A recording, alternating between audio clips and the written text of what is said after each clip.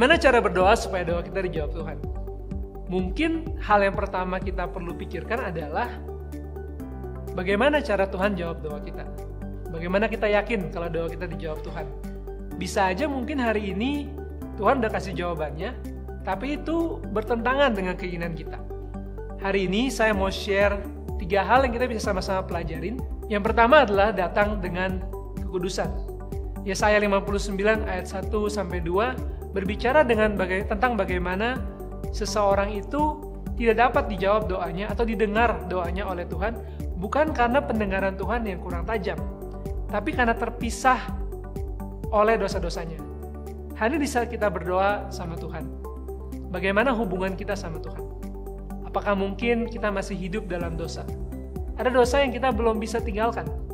Bagaimana Tuhan bisa mau mengabulkan doa-doa kita di saat kita masih hidup dan tinggal dalam dosa? Poin yang kedua adalah bagaimana kita meminta sesuatu yang sesuai dengan kehendak Tuhan, bukan hanya memuaskan kemauan diri kita sendiri saja. Yakobus 4 ayat 2-3 menceritakan bagaimana ada orang yang timbul konflik dan sakit hati itu karena dia mau menginginkan sesuatu dan dia nggak bisa mencapainya. Lalu dia nggak berdoa, dan mungkin walaupun dia berdoanya itu salah. Hari seringkali kita berdoa mungkin bukan dengan memikirkan apa yang kehendak yang Tuhan mau kita lakukan di bumi ini, tapi berfokus kepada apa yang kita inginkan, memuaskan hawa nafsu kita sendiri.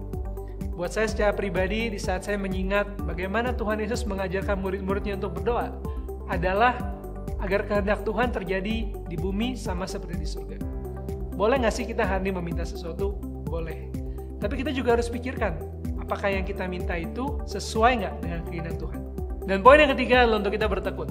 Di Lukas 18 ayat 1-8 menceritakan tentang bagaimana Tuhan Yesus mengajarkan kita, seumpama seperti seorang perempuan yang terus-menerus meminta kasusnya dibela oleh seorang hakim yang dengan tidak tahu malu bertanya terus-menerus mengganggu hakim tersebut sampai akhirnya dijawab permintaannya.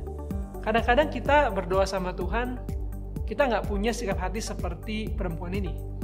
Seringkali kita konsisten dalam 1 minggu atau 2 minggu, tapi di saat kita merasa doa kita belum dijawab Tuhan, kita langsung menyerah.